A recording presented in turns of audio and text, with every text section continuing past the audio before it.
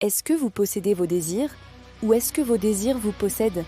C'est la seule et unique question qui compte ce jeudi. Nous sommes le 15 janvier. En tarologie, le numéro 15 correspond à l'arcane du diable. Mais attention, ce n'est pas une carte maléfique.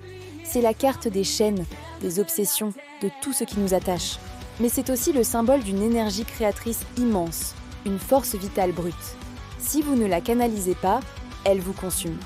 Mais si vous la maîtrisez, elle peut vous propulser vers des sommets que vous n'imaginiez même pas. Aujourd'hui, ce n'est pas juste une date sur le calendrier. C'est une invitation à devenir le maître de votre propre destin, à prendre les rênes de cette énergie puissante qui sommeille en vous. Aujourd'hui, jeudi, nous sommes sous l'influence de Jupiter, la planète de l'expansion, de la croissance et de l'abondance. Jupiter nous pousse à voir grand, à croire en nos possibilités. Mais attention, l'énergie du nombre 15 peut transformer cette expansion en excès. On veut trop tout de suite sans mesure. On tombe dans le piège de l'avidité. Pour contrebalancer cette soif purement matérielle, regardons le saint du jour. Saint Paul, le premier ermite. Il a vécu 90 ans seul dans le désert, une vie de simplicité extrême. La légende raconte qu'un corbeau venait lui apporter chaque jour un demi-pain pour se nourrir. Et le jour où saint Antoine lui a rendu visite, le corbeau est apparu avec un pain entier. Quelle est la leçon ici? Paul s'est détaché de tout. Il a lâché prise sur le matériel, l'exact inverse de l'énergie du 15 qui s'attache et s'enchaîne. Et pourtant, il n'a jamais manqué de rien. La véritable abondance de Jupiter ne vient pas quand on essaie de la saisir avec avidité, mais quand on apprend à lâcher prise. Avant d'aller plus loin et de comprendre comment transformer vos chaînes en une véritable force, posons ensemble une action concrète, un petit pas pour ancrer cet enseignement dans la réalité. Voici le pacte que je vous propose pour aujourd'hui. C'est très simple. Prenez une décision, une seule, sans la justifier auprès de qui que ce soit. Que ce soit dire non à une invitation qui ne vous tente pas, ou simplement choisir ce que vous voulez vraiment manger ce soir, sans chercher d'excuses ou d'approbation. Ne donnez aucune explication. Exercez simplement votre souveraineté, votre droit de choisir pour vous-même. C'est un petit acte, mais il est incroyablement puissant. C'est fait? Vous avez votre décision en tête? Parfait.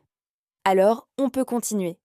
Le secret numérologique de ce jour, la clé de la transformation, c'est que le 15 se réduit au chiffre 6.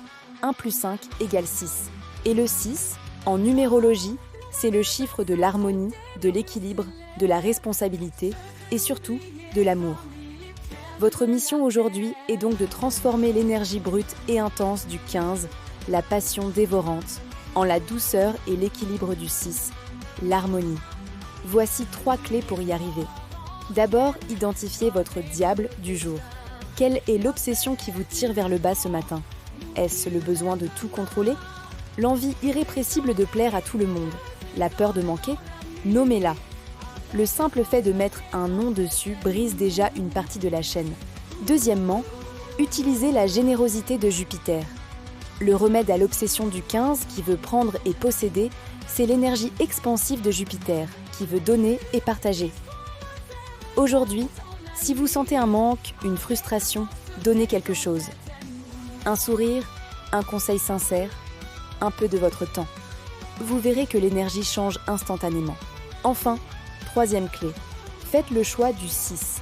Le 6 est aussi le chiffre du choix, symbolisé par la carte de l'amoureux en tarot. Face à une tentation facile aujourd'hui, une gratification immédiate mais vide de sens, choisissez consciemment le chemin peut-être un peu plus difficile, mais plus juste et aligné avec vos valeurs. C'est là que réside votre véritable liberté.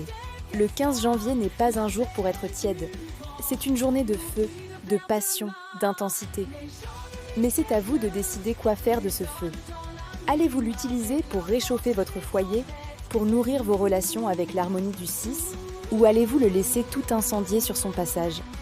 Soyez le maître de cette énergie, pas son esclave. Prenez un moment pour méditer sur ce thème aujourd'hui.